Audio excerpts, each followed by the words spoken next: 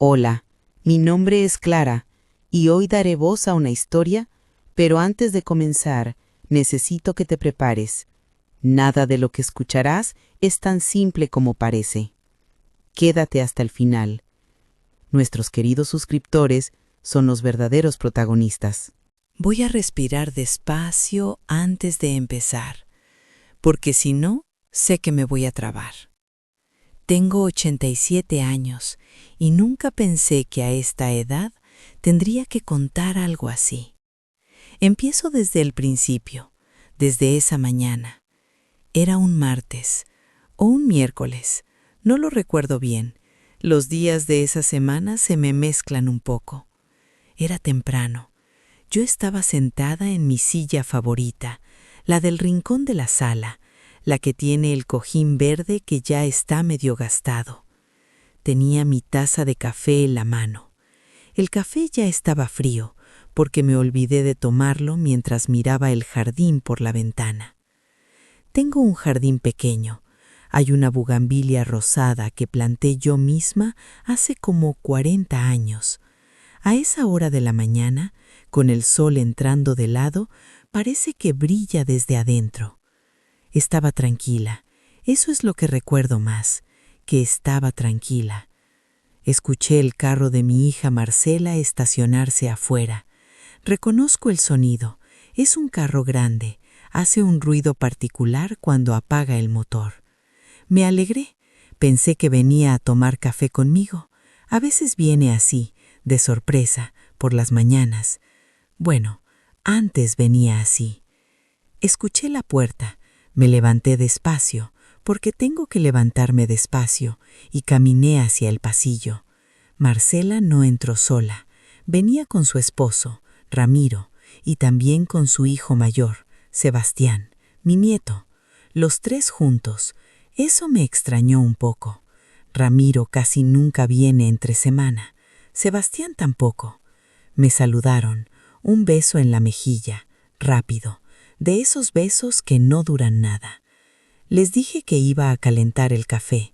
Marcela dijo que no era necesario, que no iban a quedarse mucho. Me senté.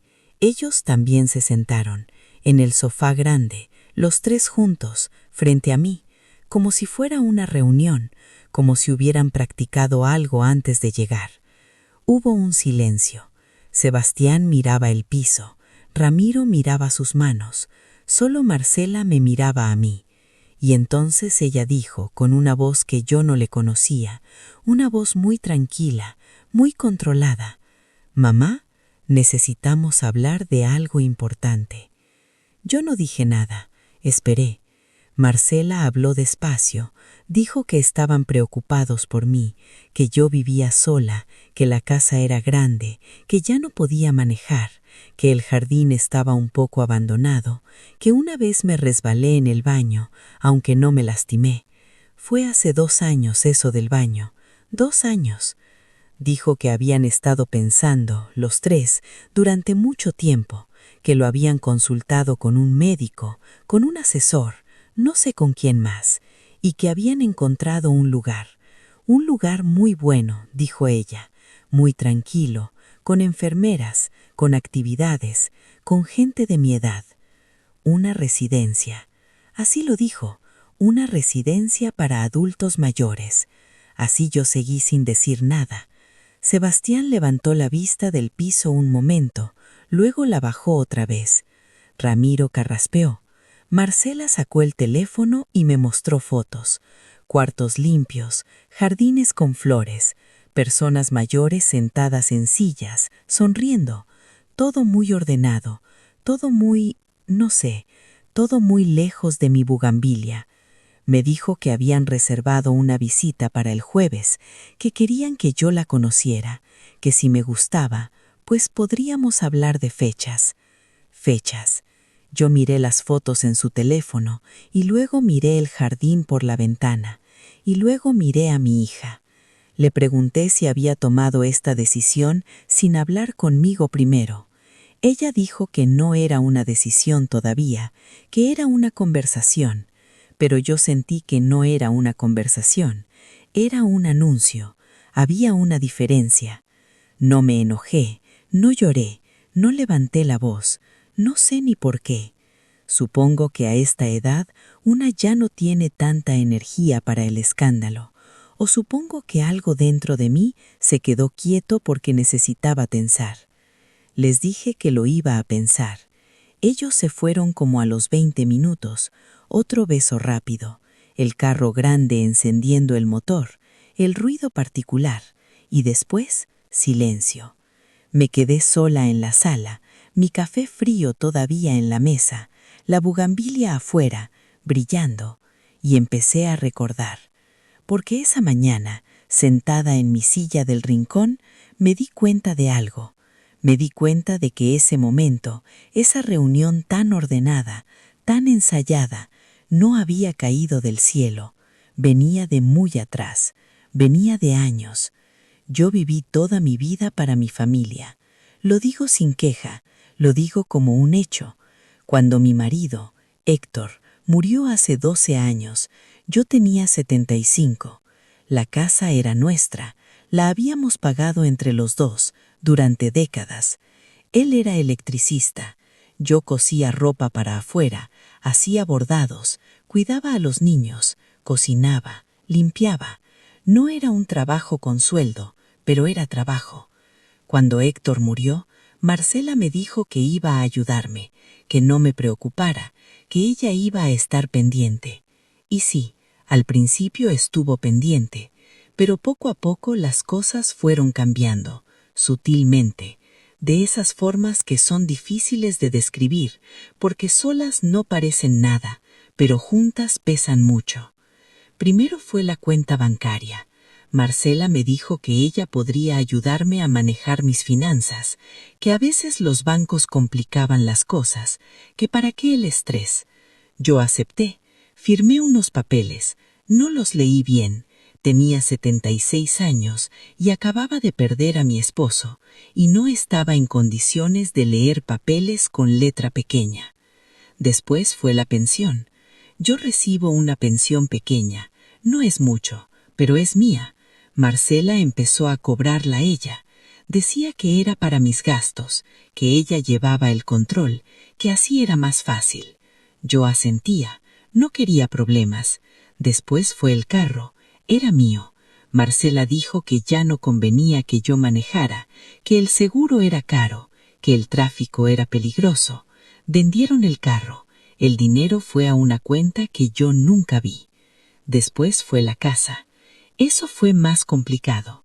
Me dijeron que la casa necesitaba arreglos, que era mejor hacer un trámite legal para protegerla, para evitar problemas de herencia en el futuro, que era lo más sensato. Me llevaron donde un notario. Firmé. No entendí bien qué firmé, pero firmé. Eso fue hace 4 años. Porque esa mañana, sentada en mi silla del rincón, me di cuenta de algo. Me di cuenta de que ese momento, esa reunión tan ordenada, tan ensayada, no había caído del cielo. Venía de muy atrás. Venía de años. Yo viví toda mi vida para mi familia. Lo digo sin queja. Lo digo como un hecho.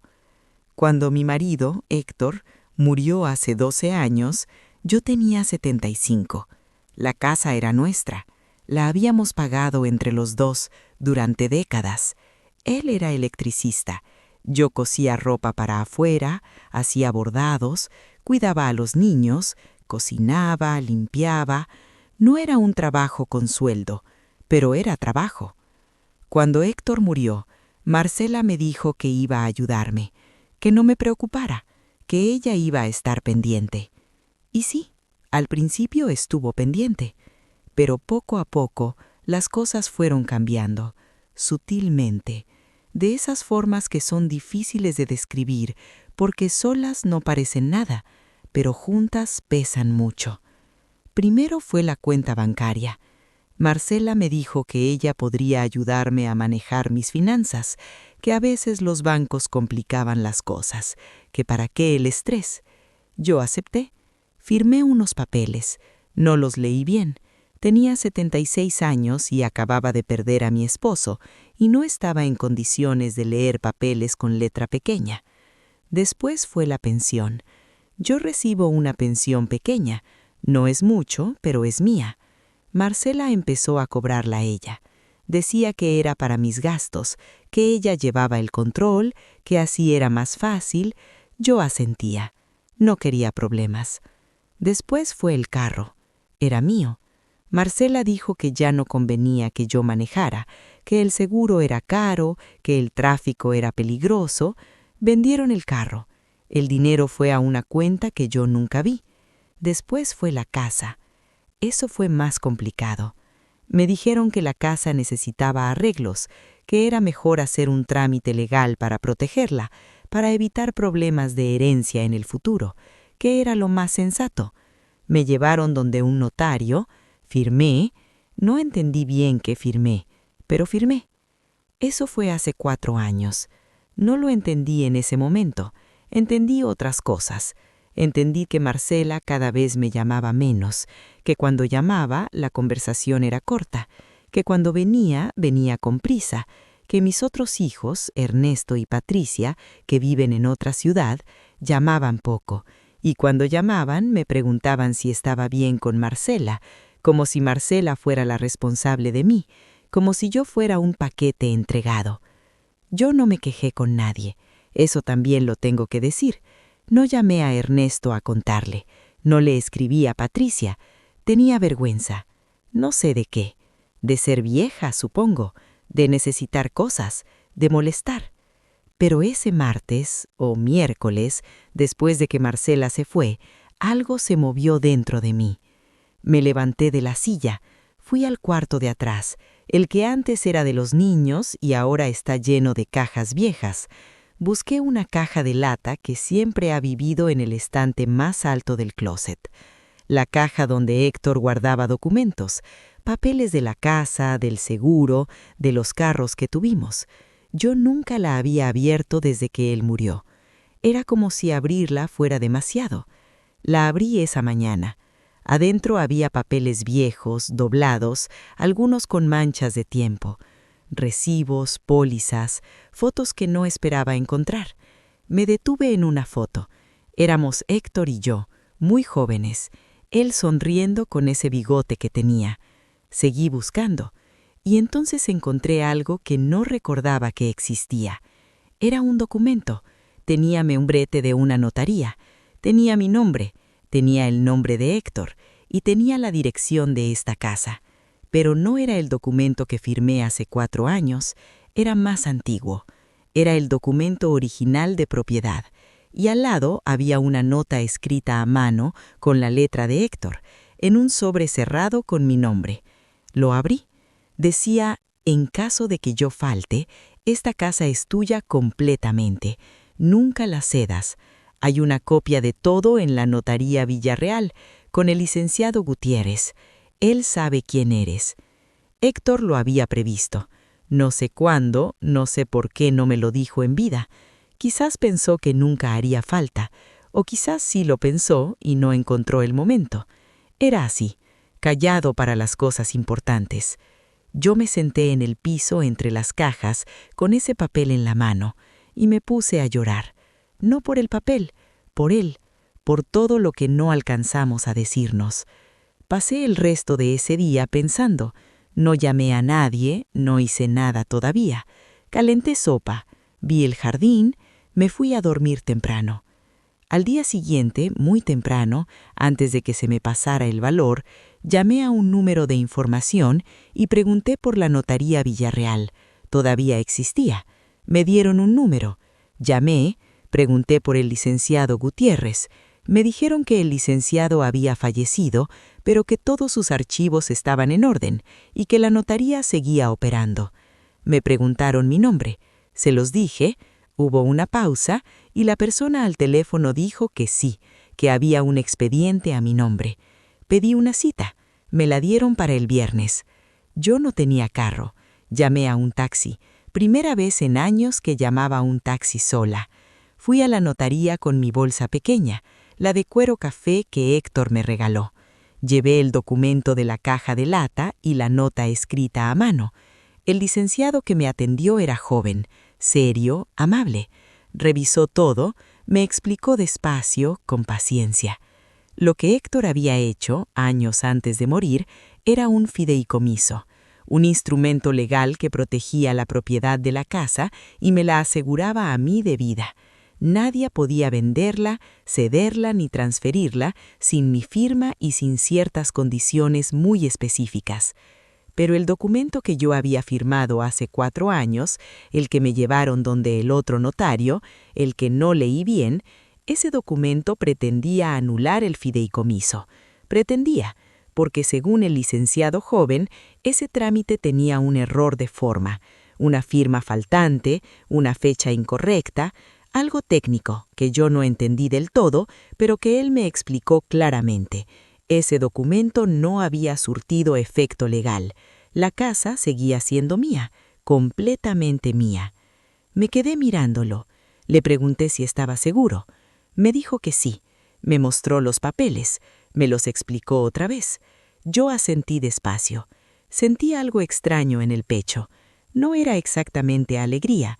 Era más bien como cuando llevas mucho tiempo cargando algo muy pesado y de repente alguien te ayuda a bajarlo al piso.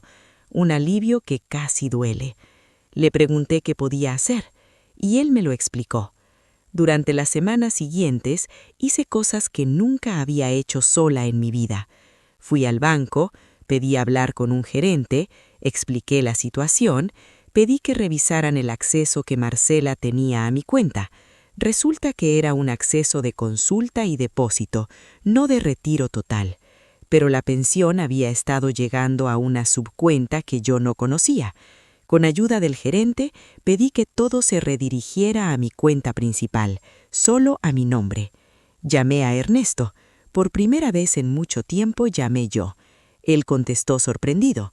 Le conté todo, no con dramatismo, solo los hechos. Hubo un silencio largo de otro lado y luego Ernesto dijo: «Mamá, ¿por qué no nos dijiste antes?».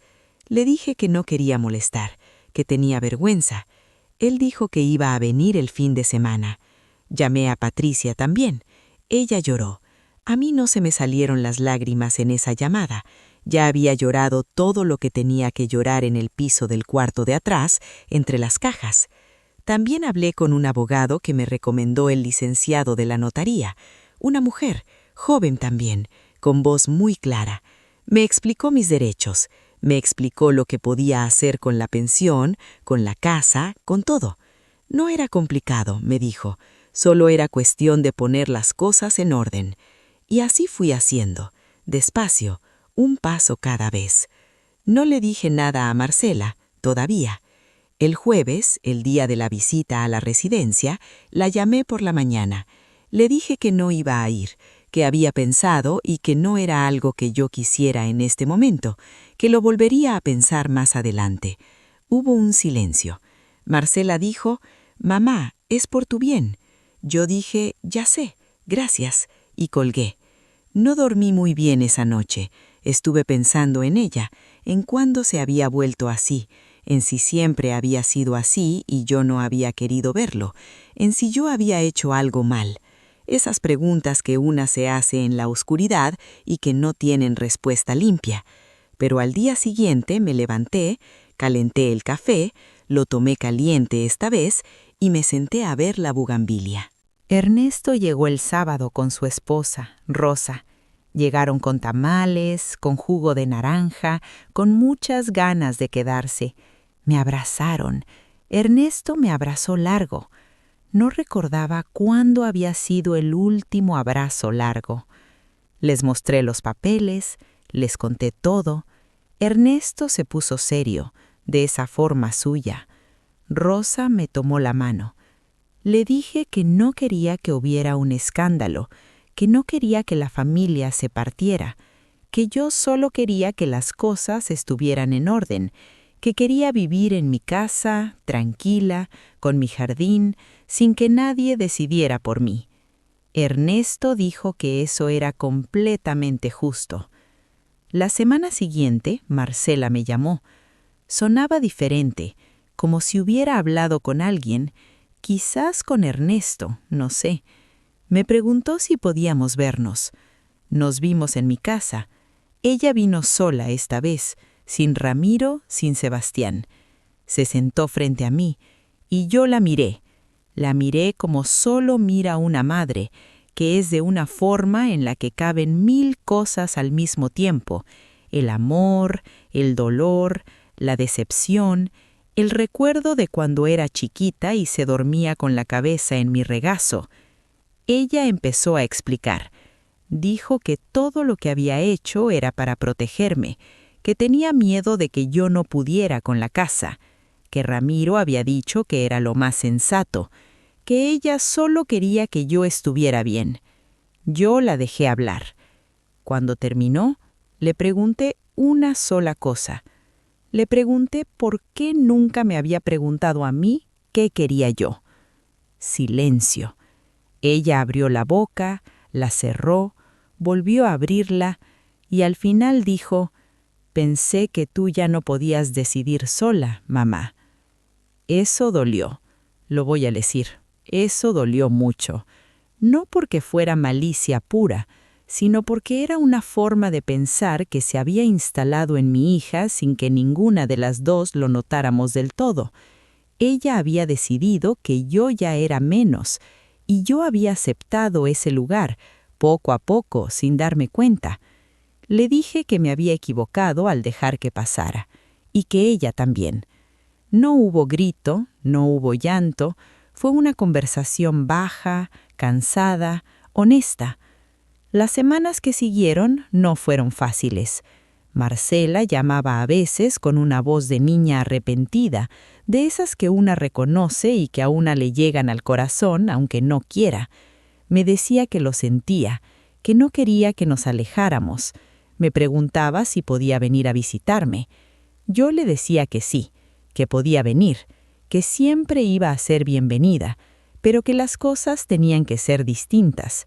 Le expliqué que la cuenta bancaria volvía a ser completamente mía, que la pensión llegaba a mí directamente, que la casa seguía siendo mía y así iba a quedarse, que si en algún momento yo necesitaba ayuda real, se la iba a pedir, pero que necesitar ayuda no era lo mismo que no poder decidir. Ella escuchó. No protestó mucho. Creo que en el fondo sabía. Ramiro intentó hablar conmigo una vez. Me llamó por teléfono. Empezó a decir algo sobre el valor de la propiedad, sobre los impuestos, sobre la conveniencia de ciertos arreglos. Lo detuve. Le dije que no era necesario seguir, que ya tenía a alguien que me asesoraba. Y colgué. Esa noche sí me temblaron un poco las manos, pero fue solo un momento. Con Sebastián, mi nieto, fue diferente. Sebastián me escribió un mensaje, escueto a su manera. Decía: «Abuela, siento mucho haber estado ahí ese día sin decir nada». Eso me dolió también.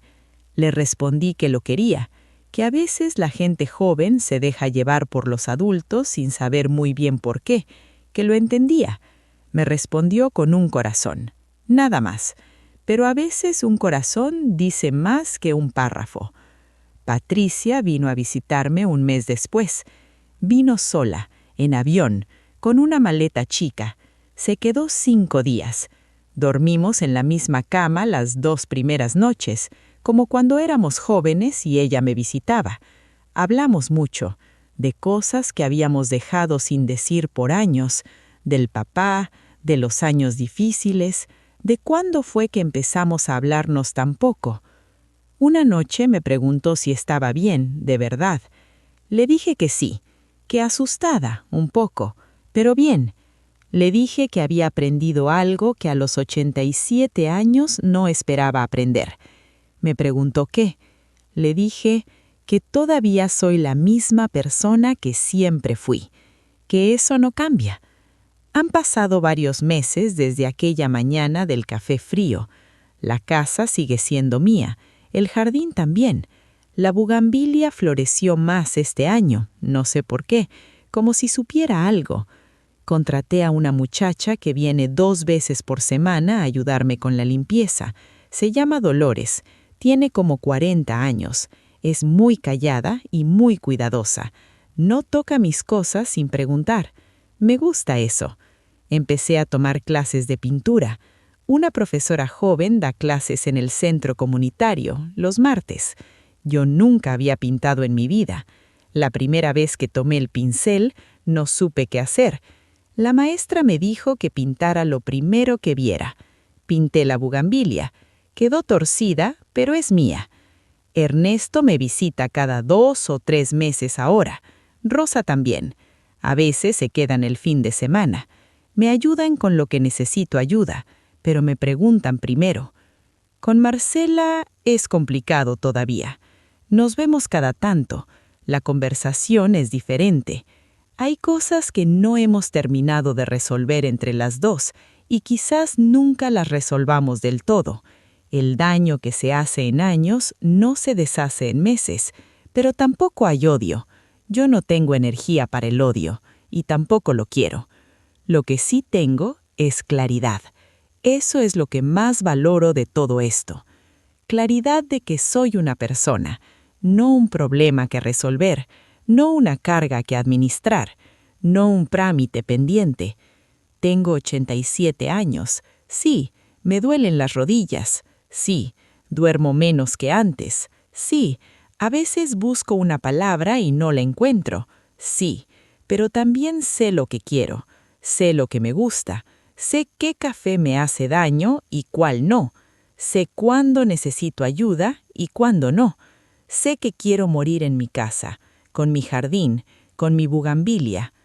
Hay una cosa que hago ahora todos los días y que antes no hacía. Me siento en mi silla del rincón, esa del cojín verde gastado, y tomo mi café caliente. No lo dejo enfriar. Lo tomo de a poco, mirando el jardín, sin prisa.